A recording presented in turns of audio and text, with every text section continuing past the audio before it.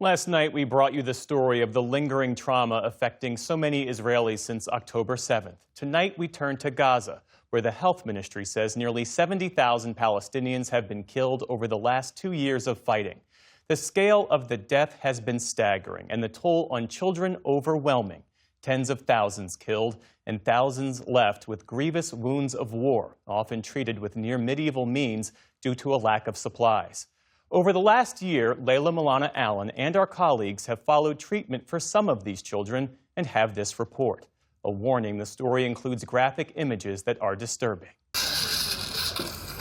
No sight, no speech, no sound. 4-year-old Nael has had all his senses stolen by an airstrike, and it's getting worse. In May, Nael and his 6-year-old brother were playing in the dusty pathways of Gaza's Nusayrat refugee camp when an Israeli strike hit the tent next to them. They were playing around me when the missiles suddenly hit us and shattered all our dreams and beautiful moments we once had in our life. Mohammed was killed instantly. Pieces of shrapnel lodged deep in Nael's brain, causing brain damage that's stolen his vision, his hearing and his speech. With barely any food or access to clean water, Israel has mostly blocked the delivery of aid since earlier this spring. He's suffering from severe malnutrition. The filthy conditions in the hospital mean he's now caught meningitis too. Unable to chew or move, what food they can get him is through a feeding tube. His tiny body can't hold out much longer. Before the war, Nael was one of the most active children. He loved to play a lot, and we used to go to the beach together. He's in pain right now, silently in pain, and cries without tears. The doctors here told us they don't know what to do anymore. Nael's only chance is to be evacuated from Gaza for specialist treatment. Without it, he'll die soon. He has the travel permit and foreign surgeons desperate to help him. But the Israeli authorities won't let him cross the border. Thousands more children have sustained life-changing injuries, which Gaza's hospitals, overwhelmed with the wounded, lacking in basic medical supplies and often under bombardment themselves, simply can't handle. A lucky few make it across the border into Egypt.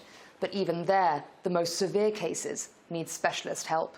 5-year-old Adam is one of those lucky ones, lucky to be alive, unlucky to have suffered many months of agony and be facing permanent disability because of how long his evacuation was denied. Displaced 3 times in the first few weeks of the war, Adam's father and sister were killed when the house they were sheltering in was hit by an Israeli airstrike. Adam was crushed by the rubble, shattering his arm.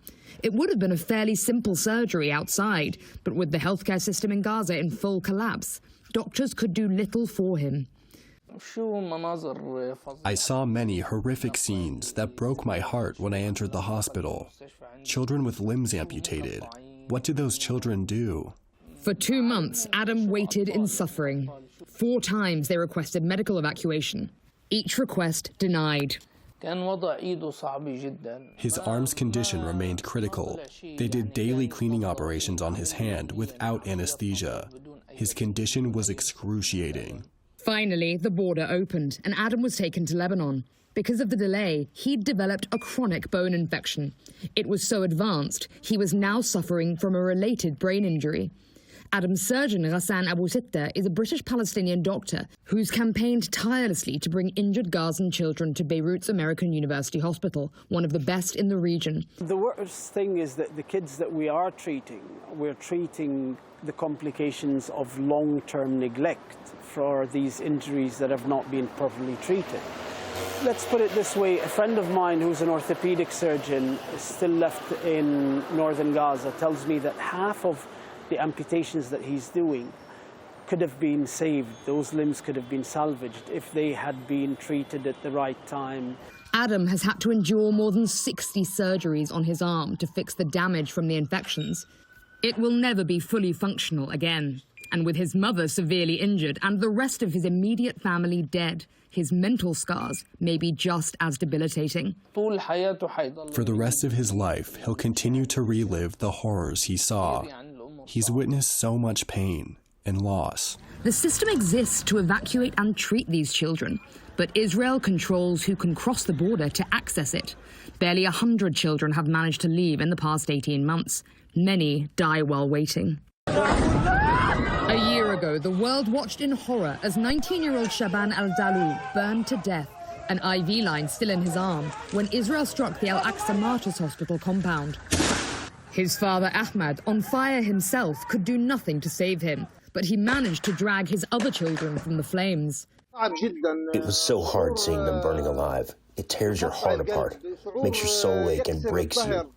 Desperate to save his 10-year-old son Aboud from the same fate, Ahmad called on the international community to help force his son's emergency evacuation. But no help came. Days later, Aboud died of his burns too. He was the youngest of my kids and the one I spoiled the most. Helpless, the clock is ticking for Nael and thousands of other children like him. We've already lost our first child. We pray we won't lose our second. All they need is for a life-saving gate to be unlocked. There's little hope those prayers will be answered. For the PBS News Hour, I'm Leila Molana-Allen in Beirut, Lebanon.